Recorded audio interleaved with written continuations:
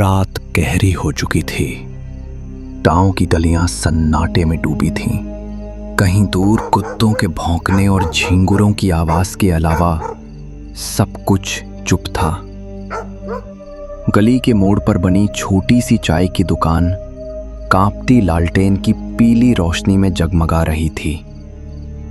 लकड़ी की बेंच पर 3 दोस्त बैठे थे, हरिराम, गोपी और किशन। हरिराम ने धीरे से कहा, अरे गोपी, तूने कभी उस पुराने पीपल के नीचे रात में रुककर देखा है?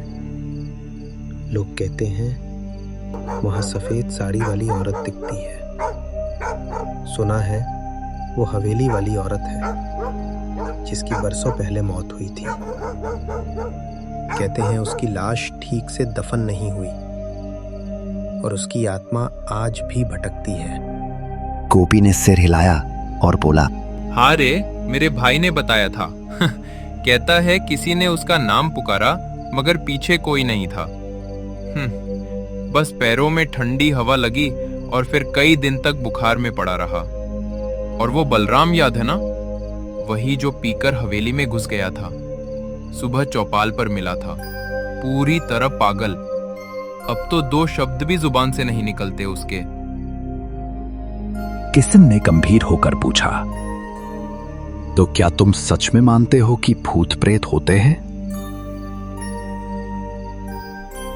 ना मानो तो भी क्या फर्क पड़ता है। आधी रात को गांव के बाहर वाले कुएं पर मत जाना।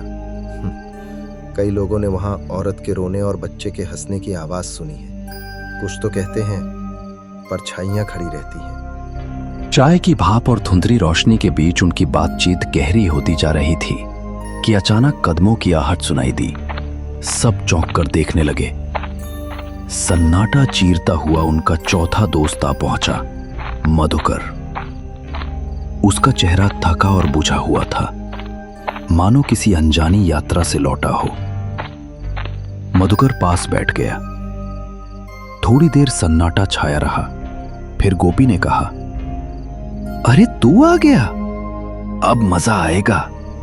तू ही हमें कोई डरावनी कहानी सुना दे। तेरी कहानियां तो नींद ही उड़ा देती हैं। मधुकर ने धीमी आवाज में कहा, ठीक है, लेकिन ये कहानी मेरी नहीं, ये मेरे दोस्त देवेश के साथ घटी थी। उसने मुझे सब कुछ वैसे ही बताया था। भैरवपुर उत्तर प्रदेश का एक छोटा गांव, चारों ओर घने जंगलों से घिरा हुआ था। दिन में ये किसी साधारण बस्ती जैसा दिखता। खेतों में काम करते किसान, चौपाल पर बैठे बुजुर्ग और गलियों में दौड़ते बच्चे। लेकिन रात होते ही इसकी पहचान बदल जाती। गांव पर गहरा सन्नाटा छा जाता, जैसे हवा भी अपनी रफ्तार रोक लेती हो। लोग दरवाजे खिड़कियां कसकर बंद कर लेते, क्योंकि उन्हें पता था कि इस गांव की रातें किसी और ही दुनिया से जुड़ी हैं। बरसों पहले यहां एक ऐसी घटना हुई थी जिसका जिक्र आज भी लोग फुसफुसाकर करते हैं। तभी से गांव की हवाओं में एक साया बस गया। रात को कुत्तों का एक साथ रो पड़ना, पुराने पीपल से आती कराहटें और सूखे कुएं के पास औरत की चीखें, ये सब महज भ्रम नहीं बल्कि भैरवपुर की सच्चाई थी। उसी गांव में देवेश रहता था। उस रात करीब 10:30 बजे का समय था। हल्की बारिश हो रही थी। देवेश का छोटा बेटा बुखार में तप रहा था और उसकी हालत बिगड़ती जा रही थी। कोने में एक लालटेन जल रही थी।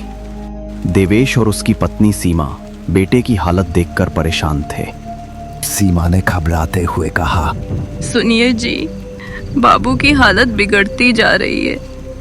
कुछ कीजिए वरना देर हो जाएगी। देवेश ने ठंडी सांस लेकर कहा, हाँ, अब और रुकना ठीक नहीं। मैं बाबू को लेकर साइकिल से ही शहर के अस्पताल निकलता हूँ। अकेले?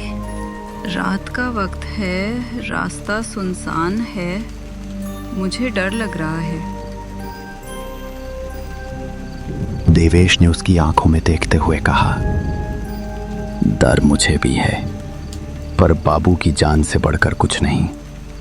तुम घर पर मां बनकर दुआ करना, मैं बाबू का बाप बनकर हिम्मत दिखाऊंगा। भरोसा रखना, मैं बाबू को ठीक करके ही लौटाऊंगा।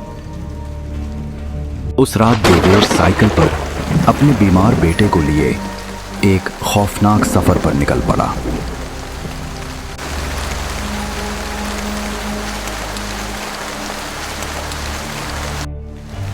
बारिश तेज हो चुकी थी। बूंदें उसके चेहरे पर पड़कर जैसे उसे चेतावनी दे रही थीं, पर उसके पास रुकने का समय नहीं था। बेटे की सांसें भारी हो रही थीं और हर पल उसकी पकड़ ढीली पड़ रही थी।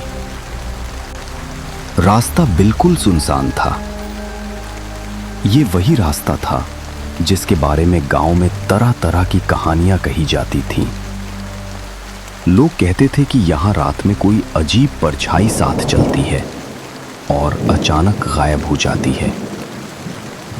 देवेश अपनी साइकिल तेज चलाता गया। थोड़ी दूर आगे उसे एक बूढ़ी औरत रास्ते में बैठी दिखाई दी। उसके कांपते हाथों में एक भारी टोकरी थी। औरत ने कहा, बेटा जरा रुक जा, ये टोकरी उठा दे, मेरे बूढ़े हाथ कांपते हैं।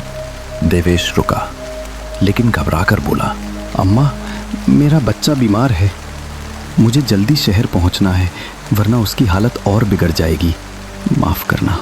बेटा तू नेक लगता है, मेरी मदद कर दे, तेरे सिर पर दुआ रहेगी।